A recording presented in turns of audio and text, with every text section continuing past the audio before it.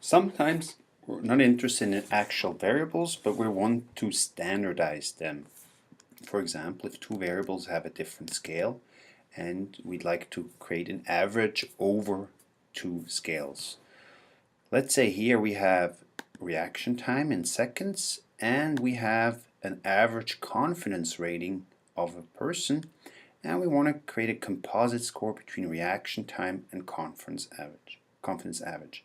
And you can tell it wouldn't make much sense to average seconds and this measure here that's on a Likert scale from 1 to 5. But one way to do that is to standardize each variable and then average them. So how do you standardize variables? It's quite straightforward. You can go into Analyze, Descriptive Statistics, ask for the descriptives, then we'll ask for reaction time score, and we're using this confidence average.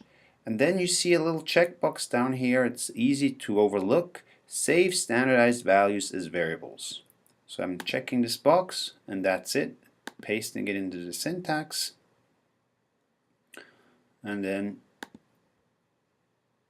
if we go look at the syntax, here you see it. Descriptives, the variables, reaction time, confidence average.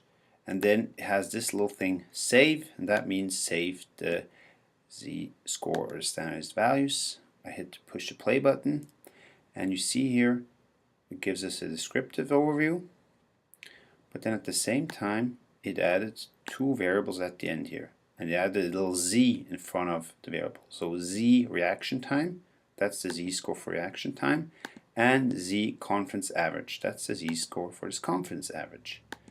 So now we're going to make sure we got this right. We're going to descriptives, frequencies, and we're going to ask for the descriptives of these two variables here. And as you might imagine, right, the z-score is defined by a mean of 0 and a standard deviation of 1, and that is the case, right? The z-score action time has a mean of 0, a standard deviation of 1, and the z-score confidence has a mean of 0 and a standard deviation of 1.